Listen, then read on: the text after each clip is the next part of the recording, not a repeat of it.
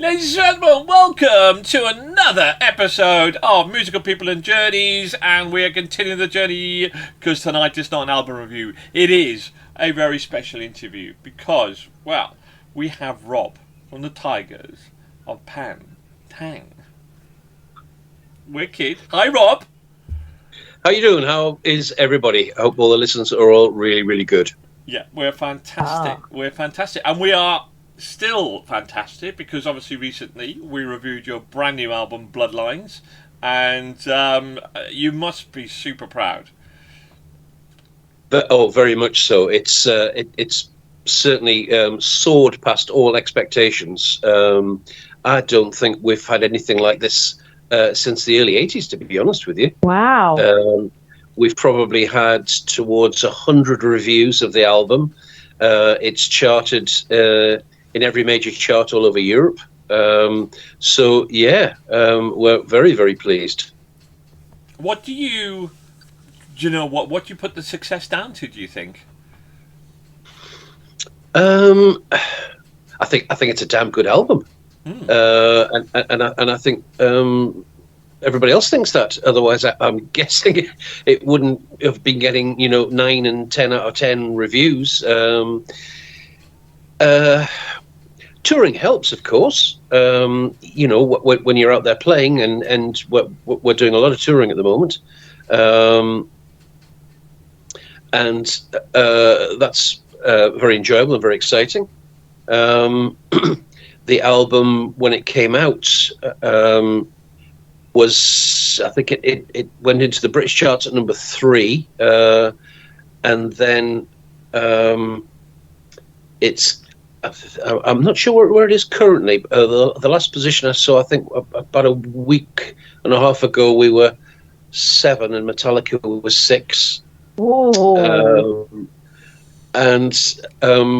In the Danish charts, because we're signed to a Danish record company, Danish charts, it was, I think it was round about the same position with Taylor Swift one above us. So we're not talking about our album being in, a dedicated metal or rock chart. Genre. It's in with, in the mix as it's, as we say. We're in with some great company. I think it's interesting. Like, the whole point about where this show all started was actually people's journeys. So the whole point about it is musical people and journeys, and you guys have been around. Well, let's say a considerable amount of time. When we reviewed the album, I did your bio. I think you formed in the 70s or late 70s. Is that right?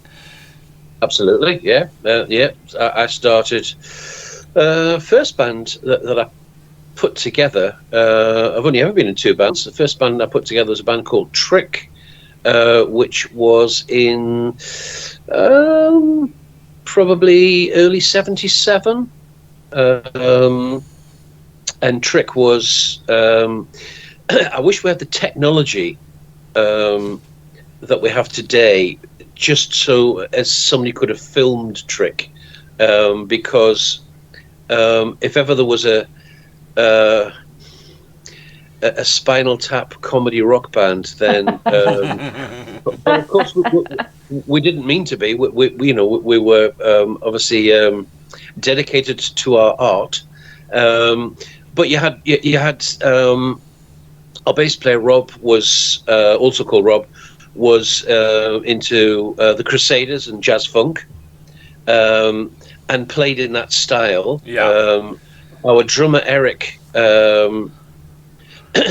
was like a skiffle drummer, so he used to play kind of snare drum and ride cymbal, and throughout all of our performances, his kit used to part. So after about 4 songs, we had to stop the show and reassemble his kit for him. And our singer was a punk and used to sing in his pajamas. Fantastic. And good old 70s. I played in the style that I've kind of always sort of played in, which was the heavy metal style, kind of the day of AC/DC, Ted Nugent, Mick Box from Uriah Heep, Glenn Tipton from Judas Priest, that kind of look. So, but we were playing hard rock songs, covers of the day. Yes. But if you can kind of even imagine it in your head, that kind of style, punk, jazz rock, skiffle, and heavy metal. It was just, we would have got so many £250 on You've Been Framed. I'd have been a millionaire. Yeah. One wishes had that technology. And so so what happened there then? Why did you leave, and why did you then form Tygers? I presume you went on to form Tygers, did you? Yeah, absolutely. Do you know, I can't actually, because it's 40.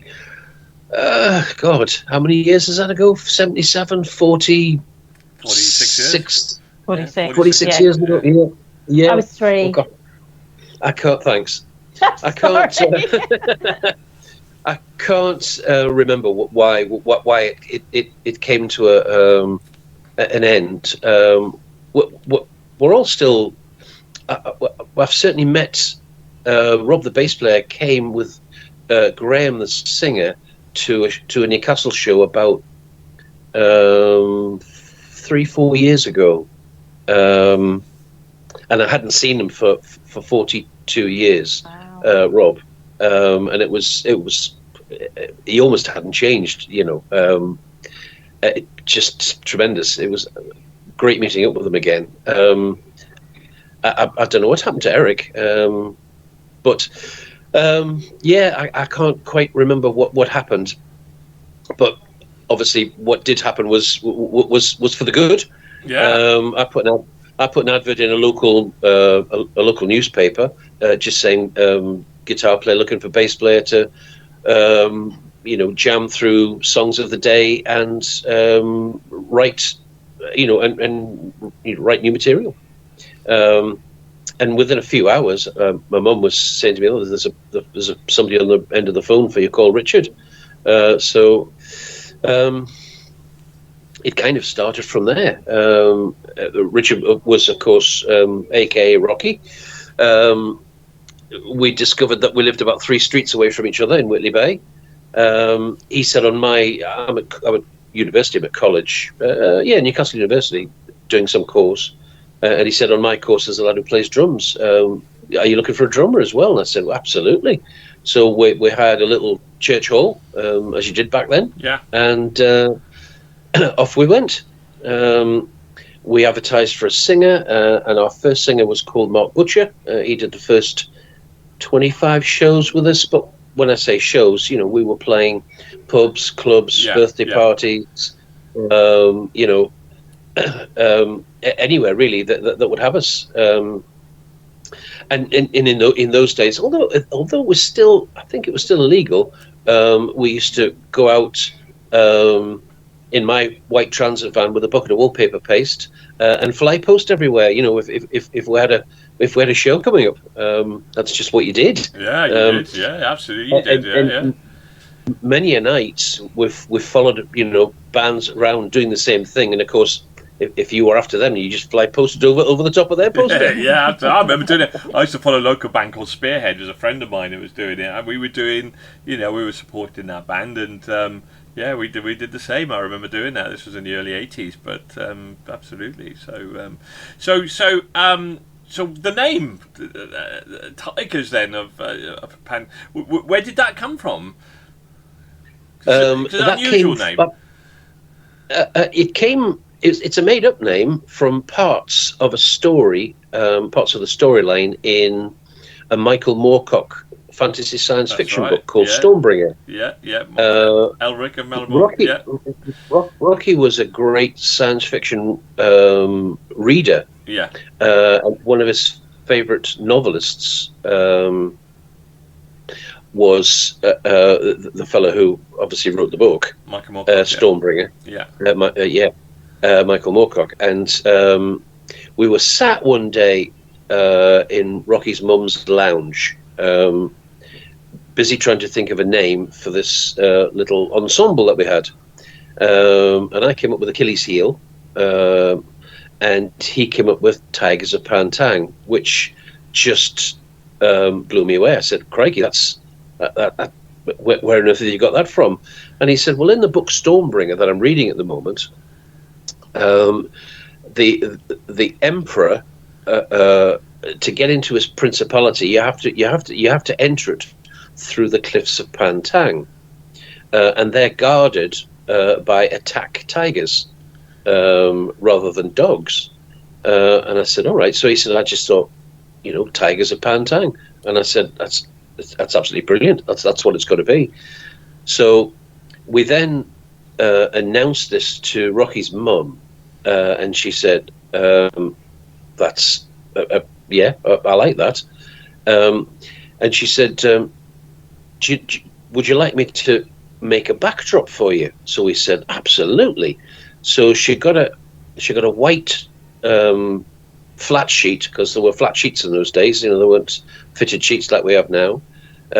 She got a white flat sheet, dyed it black, and we went to the local hardware store and we bought some yellow Fablon. For people who don't know what Fablon is, it's like sticky back plastic. So you could cover. You can still buy it to this day. You can buy it in B&M, for goodness sake.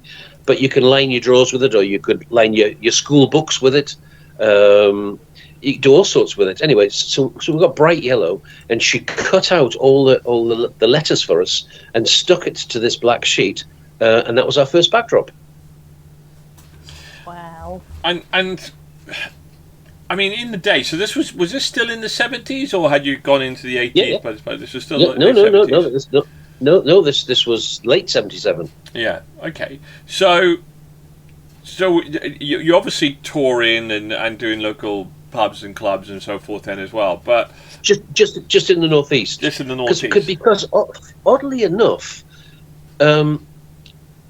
we weren't really aware of any other bands sort of out of our area. So what I mean by that is Iron Maiden would play around the London area. Yeah. And although we didn't know Iron Maiden existed really until Jeff Barton from the Sounds music paper wrote about us all.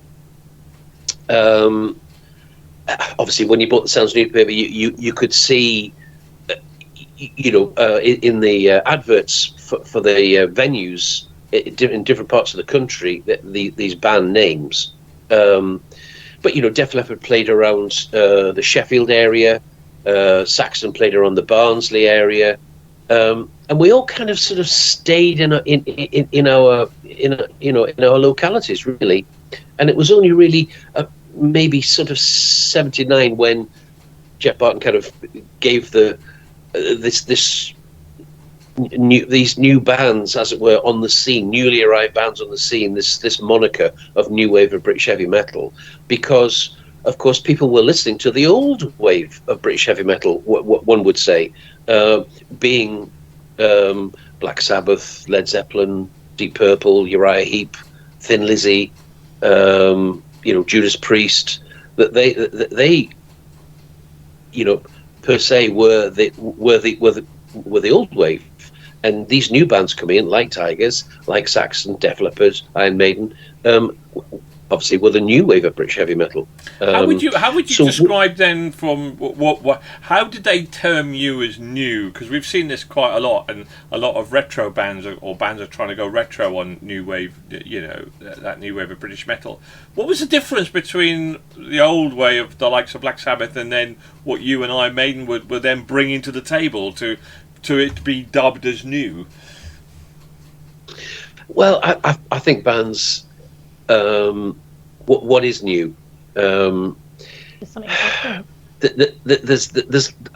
hundreds of different genres of metal music now, but really there wasn't back then. There was hard rock and heavy metal, and I suppose rock and roll really, and punk. There were a few, but certainly, you could count them probably on your hand. So I don't know. You listen to, in your childhood, I suppose, you listen to people like Jimi Hendrix and Led Zeppelin and probably what you would class as the old wave of British heavy metal, old wave of world heavy metal. You know, I don't know, wherever. And influences, you know, are installed in your brain, and then you come to write your own songs, and it's in your DNA, isn't it? I would say. Yeah, absolutely.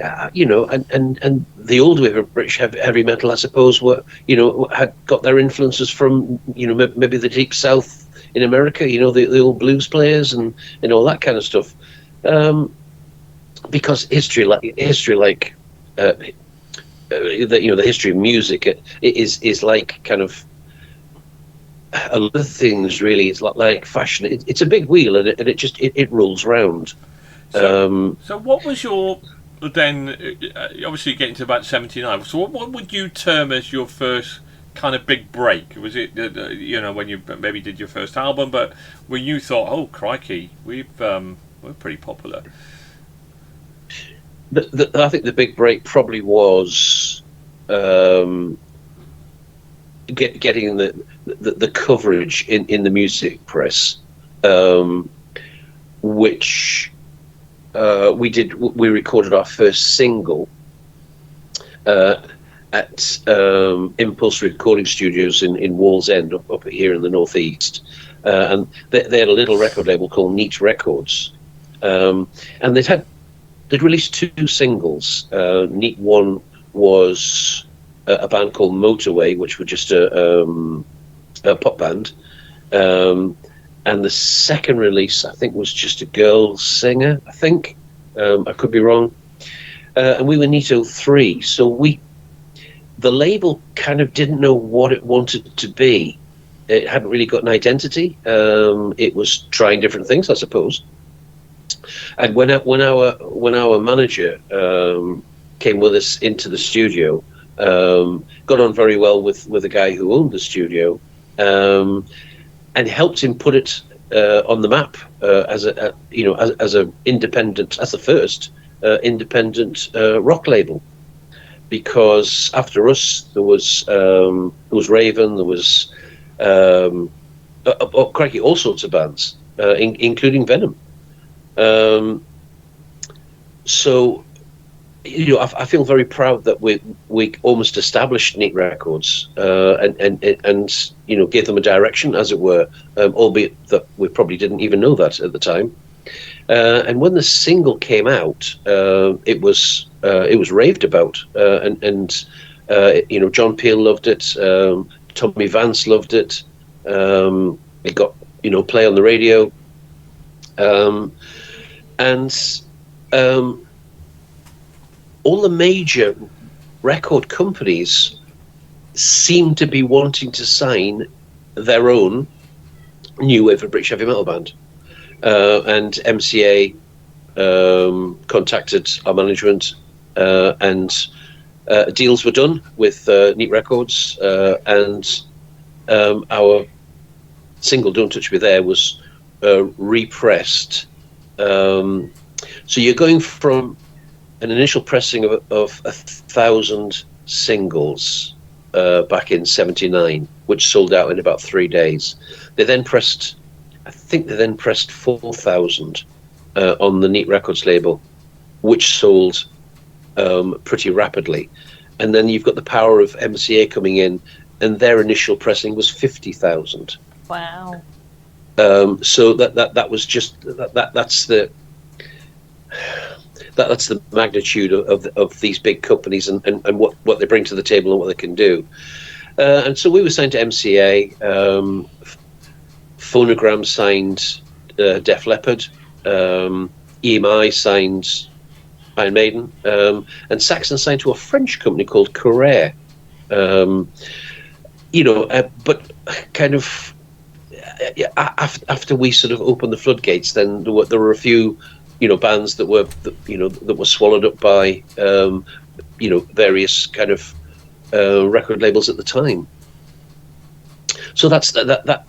And once you sign to a major record label, we then signed to ITB, agency, which is International Talent Booking, which is probably still the largest agency in the world. And the acts that they handled, from Fleetwood Mac to Queen to Ted Nugent, Thin Lizzy, everybody.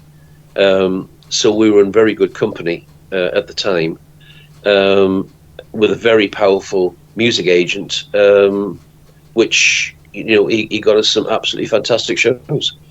What was in the 80s then your biggest hit? What was the biggest hit that you had back in the day?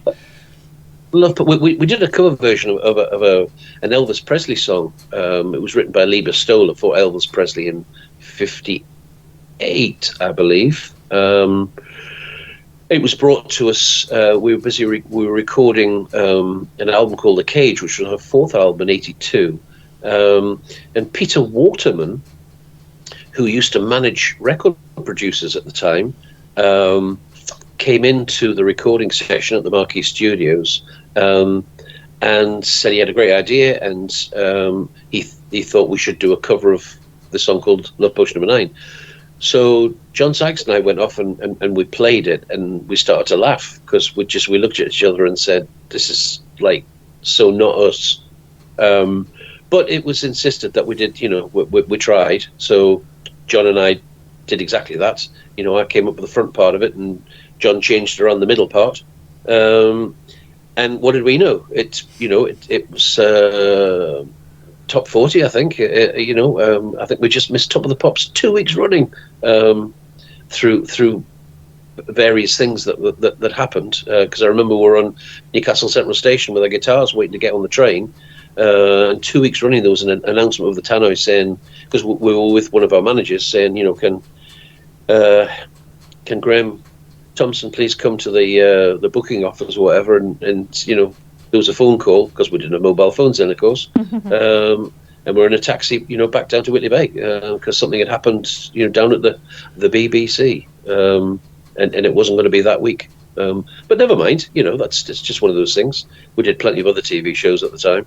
And what because the 80s, I went to a lot of Monsters of Rock and Donington and quite a few others as well. It was just a period, probably mid to late 80s. So what was the highlight in terms of because there were big concerts back then, weren't they? They still are to a degree.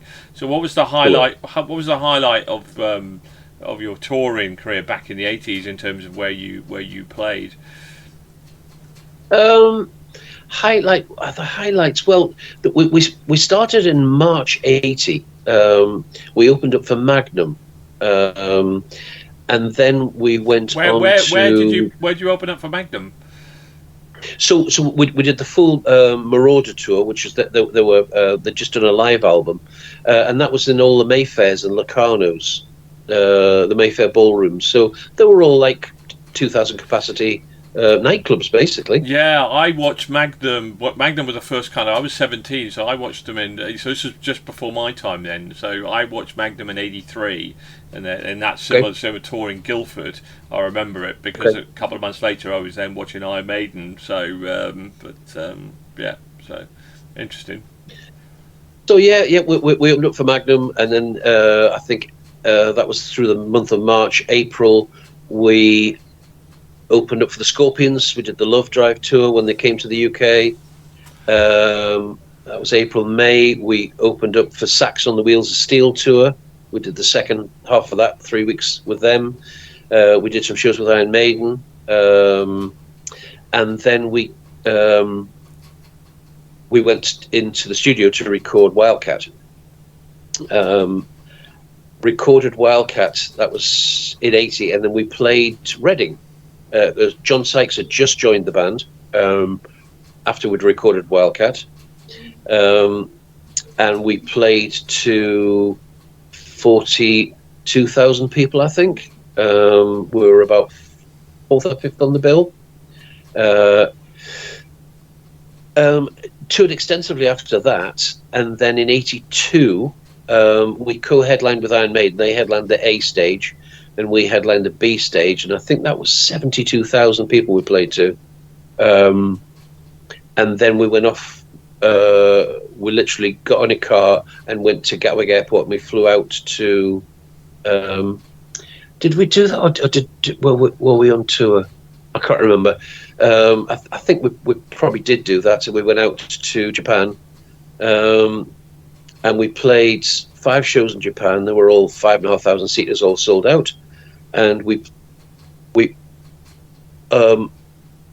unwittingly walked into the. We were playing in Osaka, and the shows were all early. They're all early door shows. So you play at 6:30 in the evening in Japan, and the shows their curfews they're all done by 8 o'clock at the latest. Oh, yeah.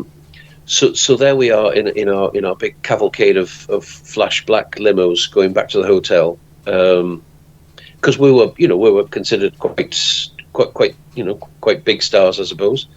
Staying in these really nice flash 5-star hotels with the restaurants on the 24th floor, which were all revolving. And as normal, we went up to our rooms, got changed, went down into the bar, for a post-gig drink, and we always used to review the gig to see what we could make better for the next night. What we could improve, what went well, what didn't. It was at the end of the day, you're in the entertainment business, and you have to be as good as you possibly can be. Absolutely. So we walked into the bar, and there in the bar already was the Scorpions. So, and of course we toured with them, just sort of 20 months beforehand. So we knew them and obviously got on with them very well. So we said, "What are you doing here?" And they said, "What are you doing here?" I said, "Well, we've just played." They said, "So have we." So we were both playing in Osaka on the same night, but on different sides of town. So we all sat down in each other's companies and had a bit of crack and had a drink. And I got up to the bar to go to the bar, and our promoter, who was on the road with us, who was promoting the shows, calls me over, and he said he had a bit of a smirk on his face, and he said, he's got something to tell you. I says, "All right." I said, "Yeah, do tell, spill the beans." And he said, obviously, he said, the Scorpions have played in Osaka tonight as well. And I said, "Yeah." He says, "Well, we've outsold them by 500 tickets." And I said, "Oh, wow, okay, yeah, that's. I mean, if you put things into perspective, it was our first time there. I think it was there. God knows how many times they'd been there. So we certainly had, Hey, take the win. Take the win. It's a little win, and I have taken it, to be honest with you, and told the story with great flourish for the last 45 years. Absolutely right, mate. I'm with you. There's always mileage and a good story. Always mileage and a good story. So tell me then, obviously, because I'm quite fascinated to find out how bands kind of handle obviously certain bands have longevity, and you have that longevity, but in terms of sales and so forth, you've climbed the mountain, and it obviously come late 80s. Because I watched Magnum when they hit Top of the Pops, and I'm going, "Oh my God, rock is here and glam metal is all here to stay. May it rule forever." And of course, and then it sort of, and then the likes of new bands started to come through. So the new wave of AOR, call it whatever you want, starts to hit, and suddenly, and then pop starts to get more. So then you got the likes of Linkin Park and all of that started coming in there, and obviously we saw that decline of what is now called dad's rock, which I hate that phrase, of that 80s style kind of heavy metal and so forth as well. How do you handle that then? Because I mean, you've always kept you must have always kept a really good fan base, but not to those heights of playing in those sorts of things. So how does that evolve for you and so forth? Do you know what I'm trying to say here? But yeah, well, it's the music business. Saddened me in about 87, and I kind of walked away from it all because post Tygers, I was involved in 2 of the projects which I both recorded albums for, which never saw the light of day. One was with a major label for reasons which I haven't we haven't got time, to go into. So did you leave Tygers then? Sorry, I'm not up to speed. Yeah. But yeah. So did you leave Tygers in '87, or when did the band split up? No, I left sort of late '83, good in '84, I suppose. Okay. I did these two other projects with members, ex-members of the Tygers. So why did the band split up? If you don't mind me asking. Primarily, we lost our management, which we were kind of childhood friends, if you like, and they felt that, rightly or wrongly, I think probably wrongly, that they couldn't take us any further. They said that we needed, bigger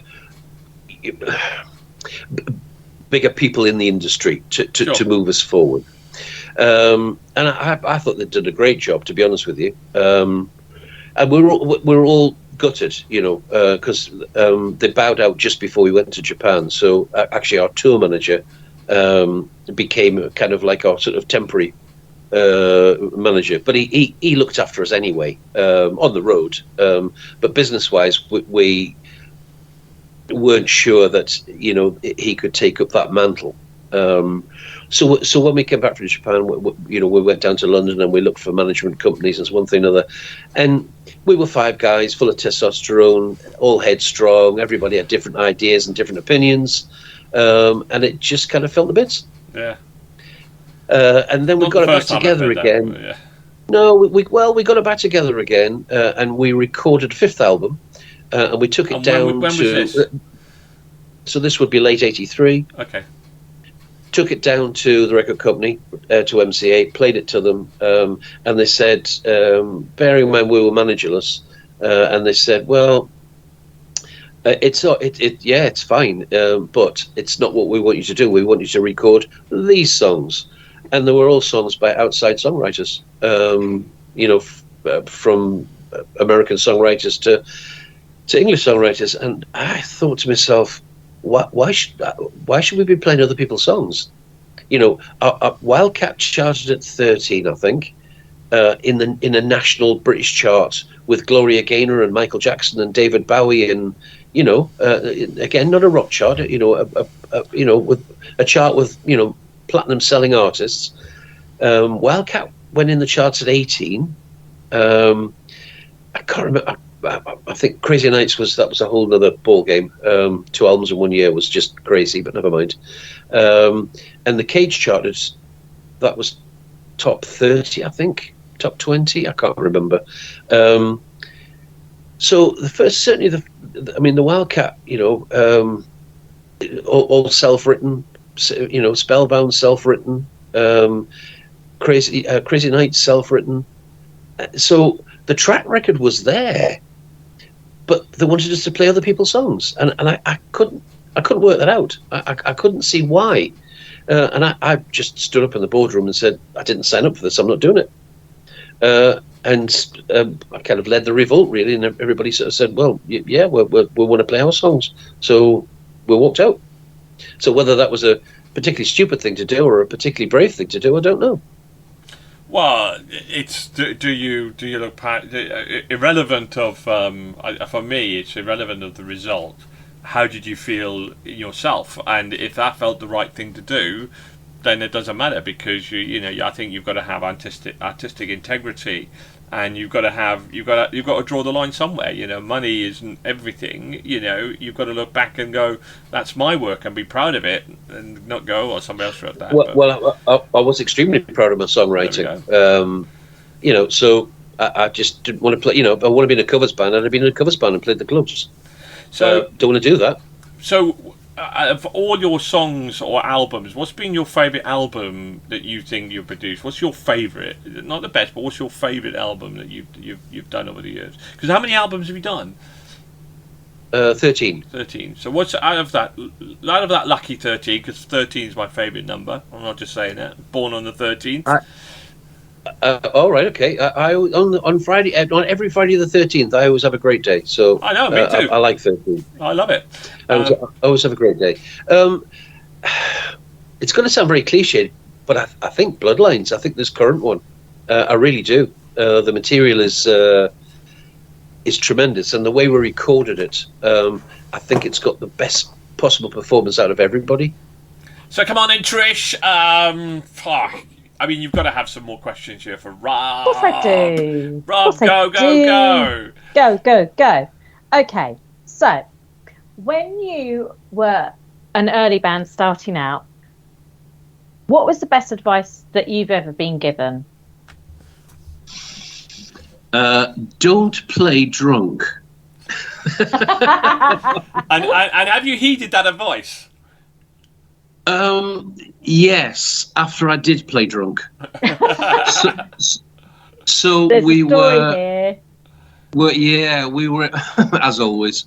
We were in production rehearsals for the Cage tour. There's so many tales around that, but they're all in my book, which I'm busy putting together and finishing off. Hopefully that will be out next year, but that's full of tales. Exclusive. All funny ones. So yeah.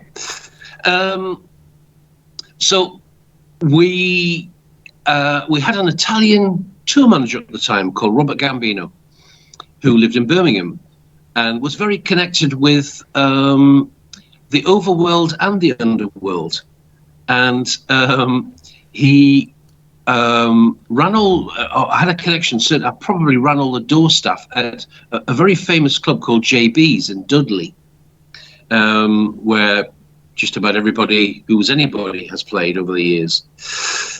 And we'd finished for the afternoon, and he came into the huge building that we'd hired, because we had our full Cage stage show set up with all the crew, and we had a full week's production rehearsals before we went out and played all the city halls.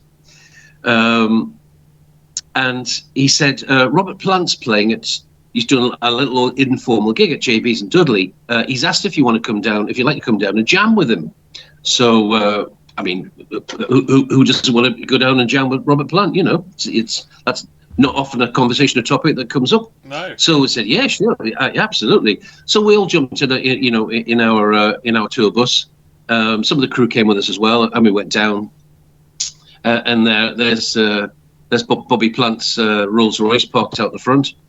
So we knew he was there.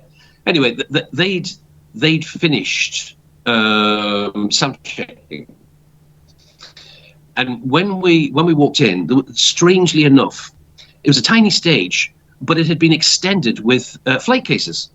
So, and that to me, I thought, oh, that's a bit odd. Well, I wonder why they've extended it with flight cases. Anyway, this tour manager of theirs came in and said, hi lads, you're the Tygers. And we said, yeah. He said, if you'd just like to set up over there, he says, we've made you a bit of a stage, and we'll sound check it.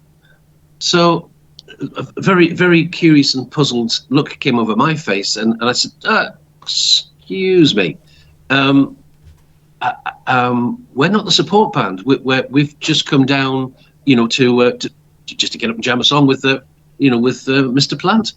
And he looked at me as if I was, drunk, but which I wasn't at that. I wasn't at that particular juncture.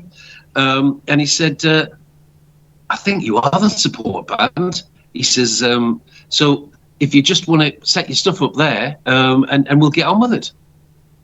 So Robert comes in, our tour manager comes in, and I said, are we the support band? And he said, yeah, I was going to talk to you all about that. He said, you don't mind doing a few numbers, do you? Yeah, yeah. And so we all kind of looked at each other and went, okay, well, we're here now. So we set up on this makeshift flight case stage, which really wasn't very stable and wobbled. It was held together with gaffer tape and good luck. So the bar was in the room. So after we'd sound checked, I went to the bar and had a few beers and had a few more beers and a few more beers. And then showtime came around and the place filled up. And it only held about, I don't know, 150 people, I suppose. Maybe 200 at the most. It was absolutely, it was like sardines in a can. You couldn't breathe in there. So they had to part the crowd for us to walk out the dressing room and physically get on the stage. And we duly played. We played about, I don't know, 35 minutes maybe. And came off and went straight to the dressing room. And our management team were there. Tom, particularly, who still manages us, still manages me to this day. God bless him. It's 46 years he's managed me, and God, the guy needs a medal. But anyway, that's another story as well. So came in the dressing room, and Tom and I have always been absolutely, bestest of best friends, and I've never had a cross word always. And he went down my throat. He said, I said, it was great, wasn't it? It was great. And he said, A, you're drunk. B, you were playing the wrong guitar solos and the wrong songs. He said, in fact, you were playing the wrong songs in the wrong songs in the wrong time. And he said, don't ever play under the influence of alcohol again. And do you know what it is? I felt like I felt as if I was 5 years old and about 3 foot tall. This little child that had been severely berated.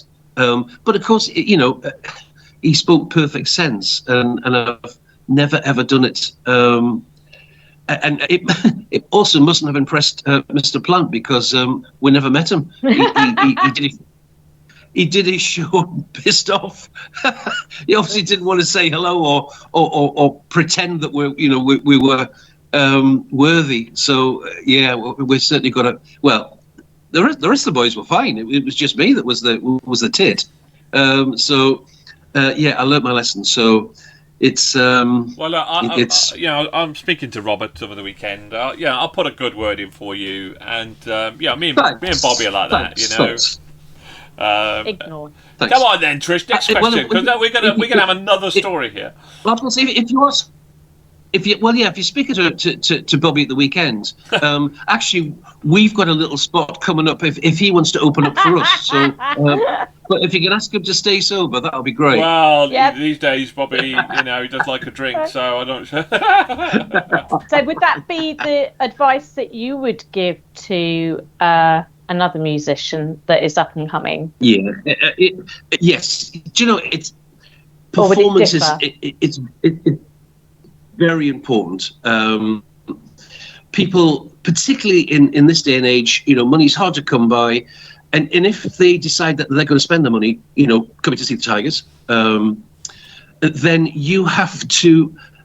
It's kind of an unwritten contract. You have to deliver, your part of the deal, which is to entertain, hopefully to impress, to perform, to a level, that is,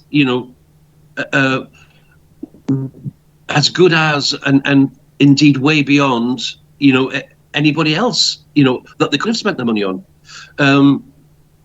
And to do that, I don't think you need to be under the influence of anything, apart from, adrenaline goodwill. and enjoying it. Yeah.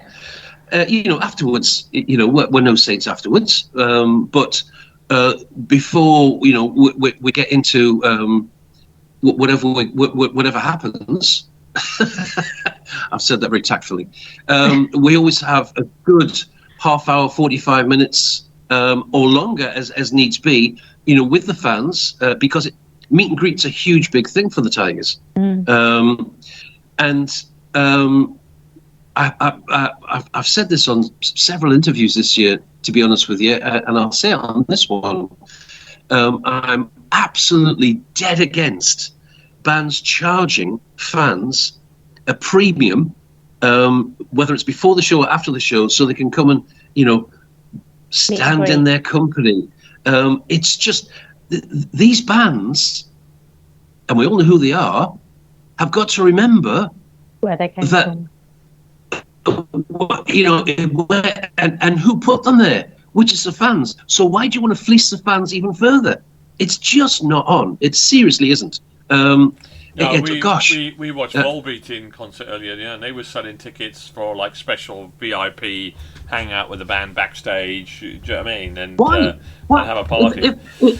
Well, because, and I think in fairness, they could only see so many people. They could only have so many in there, So they charge a premium. They charge a premium for it. Don't disagree. What I'm saying is I don't agree with it, but I understand it.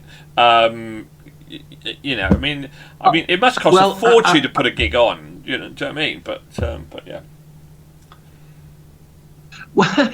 Well, if it costs that much money to put a gig on and you're not going to make any money, don't do it. Well, that's true. But yeah. Don't do it. And if it's going to cost that much money, what you're going to claw it back by selling a cheap shot to your dedicated fans, so they can come and spend 10 minutes with you. I don't disagree with it. It isn't. It's not on really. I just. I'm looking forward to coming backstage and hanging with the Tigers, a special invitation. Well, absolutely. We give people 50 pence to come and spend that time with us. So Trish, any more questions from you? Yeah.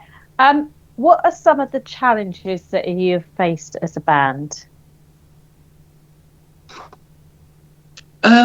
Challenges. Getting your music out there. Record companies are great, but they're not the be-all and end-all. Or they certainly weren't back in the day, because we didn't have, the World Wide Web, which has helped and hindered in the same sentence. You have to use the internet to your advantage, rather than let the internet use you. So, yeah, I mean, going back all those years, the record companies had press departments and press offices, and they contacted the radio stations. You had pluggers that went into radio stations with your single, and bribes, for the station managers to play your single rather than somebody else's. So. The challenge today is to harness the power of the internet for you. Yeah. And it's certainly one of the challenges these days with the economy of the world is to actually make a show from a band's perspective, is to actually make a show pay. Mm-hmm. With all the costs. Just this year, Flotsam and Jetsam and Anthrax have both cancelled their full European tours, saying they can't do it because they can't make any money. Wow. Now, if bands like that are cancelling, Hugh, our bass player, went to see Kiss in Newcastle, where I live, Newcastle Arena, 2 weeks ago. 2 days before the show, he bought his ticket for £2.75. Wow. What? So, and that's because it didn't sell out. The floor was about 3/4 full, and the whole back of the arena was empty. Now, if Kiss can't, on their farewell tour, can't sell out, what does that tell you about, money and the state of what's going on? Look, so we're talking of tours. So it's a huge challenge, that. So talking of tours, you've got quite you've got a lot of festival gigs lined up. So to promote the new album, the Bloodlines. We're going to have another plug here, guys. Bloodlines, check it out. So yeah, tell us what you got lined up. Well, our year started in Poland, doing a small indoor festival. Although we were asked to come and we were picked to go and play it and to headline it. Yeah. It was absolutely fantastic. It was the hospitality was off the scale, and really it's just progressed from there. We're up to where we are now, July. We've had a tremendous year. Playing, we thankfully play at least every month, if not every other weekend. Flying out to various places. So far, this year we've done Poland. So what have you got coming up in the UK? You've got Made in Kent, Belgium. We've got Made of Stone in Kent. Yeah. We've got the Drunken Monkey Festival in Upton near Worcester. We've got Winter Storm at the end of November in Ayr. A couple of club shows, one in Newcastle, one in Crumlin in Wales. I think that's it for the UK, but everything else is quite heavily concentrated. Guys, go and check out their official site. Just do a Google on Tygers and you will find it. I'm going to mention three things on your album. I'm going to tell you my three, because when I listen to an album, generally I add them to a cool playlist, and like normally the maximum is three. So I always pick the top three albums to go on the top three songs of an album. And yours was Edge of the World, Back for Good, and Taste of Love. Okay. So there we go. Three. Mine was Back for Good, yeah, Kiss the Sky, and Making All the Rules. Fantastic. There we go. That goes up there. And we cursed. So you were half a point from getting into the MPJ Hall of Fame, because we all give it 4s, and Dave, who really liked the album, then give it a 3.5. So we cursed Dave. We cursed you, Dave. So I've got a couple of last questions. And Trish, have you finished with your questions? Yeah, I don't get told off tomorrow. Who is, out of the 80s, and in the area you'll come from, who was your number one band? Apart from yourselves, who was the band that you loved and admired the most? As a heavy metalist, what was the band that you absolutely loved the most in the 80s? I think AC/DC's got to be up there. I remember seeing AC/DC. They did 2 nights at Newcastle Mayfair. The first night there was a fire. I was actually there with Tom. Tom worked for BBC Radio Newcastle at the time. Yeah. He did a show called Bedrock, and he went to interview them, and I went along with him. That's another whole story. We got into the Mayfair, and there was an electrical fire, and it went absolutely black with thick smoke. And we just got out, literally just got out alive. Wow. And then he said, "I've dropped my cassette recorder," because he had a Grundig cassette recorder with a plug-in mic. Yeah. And I said, "Oh God!" So I actually went back in to try and find it in this thick, acrid smoke. The carpets were absolutely soaking wet because the sprinklers had gone off. So it was it was. I got it. I did get it. And the load-in was through the kitchen at the back of the Mayfair, the Newcastle. There was kind of this sort of very small lift which all the crews used to complain about. This story doesn't make sense, right? You just say, we just got out by the skin of our teeth and we just got out alive. But I went back for a cassette. Well, he dropped his cassette recorder. It was probably the BBC, so I volunteered to go back in and get it stupidly. It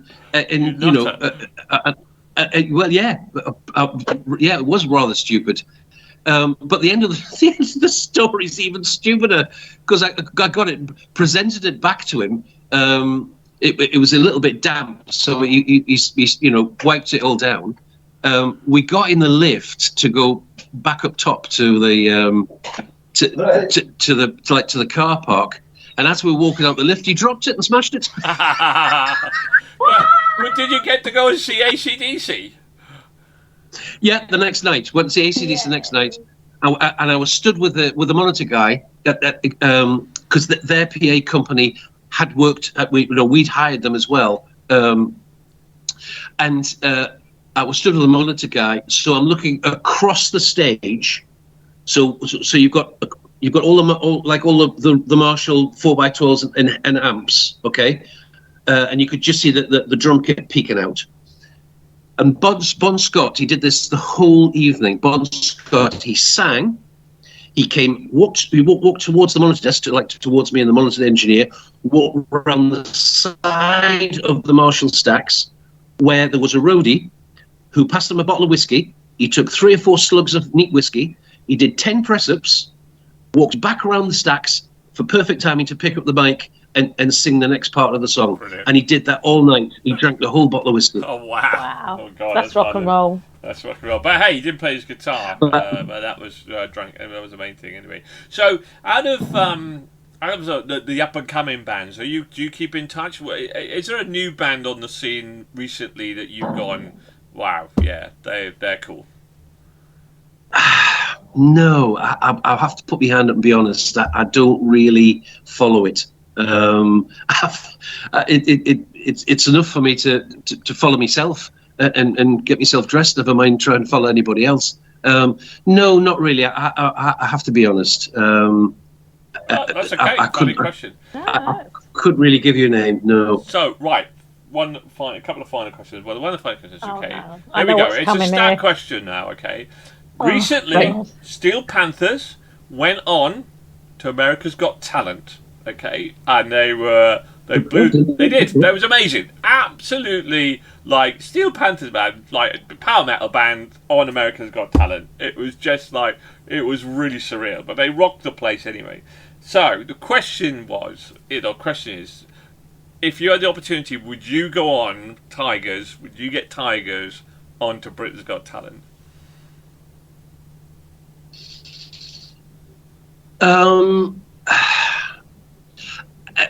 Right. So we go on and play with the artist. Well, you play yourself. The Tigers go band. To audition. You go on to audition to get onto the TV shows and so forth as well. So that's what Steel Panthers did. I'm not sure if they've got onto the. I think they've got. It's a bit like if you did Eurovision. Yeah, it's like if you did Eurovision. But would you audition on Britain's Got Talent to get onto TV, to get onto the finals, and which is what Steel Panthers did. Yeah, they wanted to get power metal out there. So yeah, no. Why not? Absolutely not. Why not? Absolutely not. Because I think it would be the end of your career. If you look at the artists that have done Eurovision, a lot of them you've never heard of them again. If you look at a lot of the people that have supposedly won X Factor they don't. Yeah, there has been some success stories. I'm not sure as a heavy metal band would. There has been, but there's been no heavy metal bands that have been as successful on X Factor or whatever. So I think the answer's kind of written there. I think so. No, absolutely not. I've got one final question for you, which it really goes into your longevity, because you guys have been around for 40 odd years. What motivates you? What keeps you going? On 13 albums and over such a space of time, with the highs and the lows. What keeps Rob and the band keep on going, keep on writing music? The fans, and indeed, all the years that I've been doing it. So the people that came to see me, and the bands, and the various changes that we've had over the years, have now got families, and they're bringing their offspring with them, and it's just nice seeing the generations coming.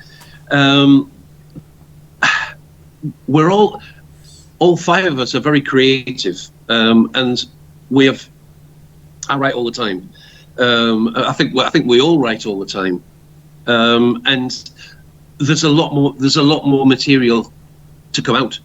We're already about 16 or 17 song ideas into the next album, which is 2 years away. Yeah. So. The creativity part never stops. Playing live's great. It's particularly, particularly at the age that I am, I'm no spring chicken, and I still absolutely love it.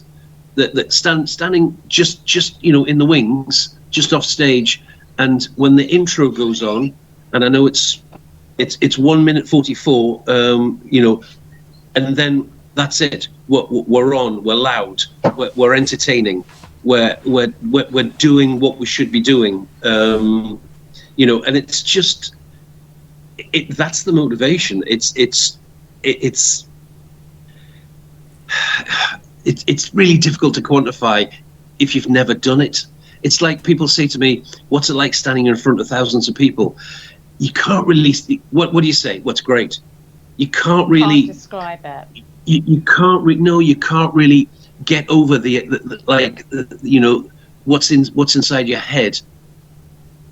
If you could take them with you and stand them with you, that they might be scared, poolers, but they might. But then they I also think might as love a it. fan, you feel that when you go to see, like last weekend I went to see Def Leppard and Motley Crue, and when you see them playing, it's like, oh, actually I'm here, kind of thing. Yeah. So it's like a flip. Yeah, when I go and see a band, it's a bit like a busman's holiday. I get to about 5 numbers in. I used to go with my eldest son, and he would know after about 5 numbers, he would look round and I'd be gone, because I probably would rather be up on the stage than stood in the audience looking, and B, after about 5 numbers, I just. Probably because of that emotion of not being on the right side of the fence, if you like. The kebab shop was calling. And you've got to get your priorities right, haven't you? So. Love that.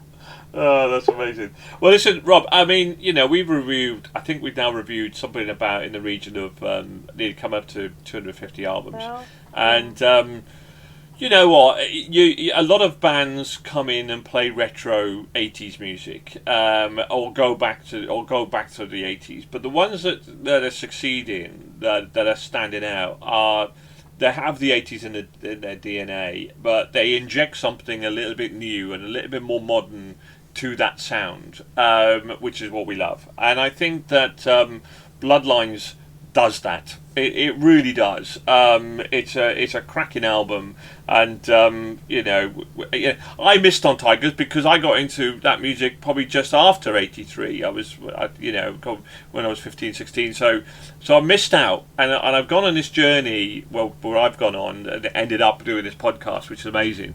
And I'm bringing us all with you, Nigel. I know, right? Bringing us all with you. On my crew. And you know what? It's wonderful that it's come back round and had the opportunity to. Yeah, because you've always been on my peripheral. I've heard of you, but I've never really kind of listened to your music, and I kick myself because But then you just said that Bloodlines is the best thing you've done in a long time. Yeah, absolutely. And it is a cracking album. So you know what, and. Interviews like this, keep you in touch with your fans, make you accessible, and that's what fans love. They love accessibility. So thank you ever so much for joining us tonight. It's been an absolute pleasure. Thank you so much. You remind me of me, but there's always a story, which is just like. And you've got I look forward to your book. Yeah, there is. I'm looking forward. We're definitely looking forward to your book. Thank you. On that score, but and if you see us playing anywhere near, contact us, and we'll make sure that. We've got your email. We definitely. If you're coming south of London, then down to the home counties, we will. Not a problem. We would definitely be there. I'll be there. Not a problem. God bless you. Thank you very much, Rob. Good luck on your tours. Good luck. Hope the sales keep going very well. Love to the rest of the band as well. Thank you so much. I can't do Thanks, Trish. Thanks, Nigel. It's been a pleasure. Thank you very much. Take care now. All the best. See you Goodbye soon. for now. Bye for now. Bye, everybody. Bye.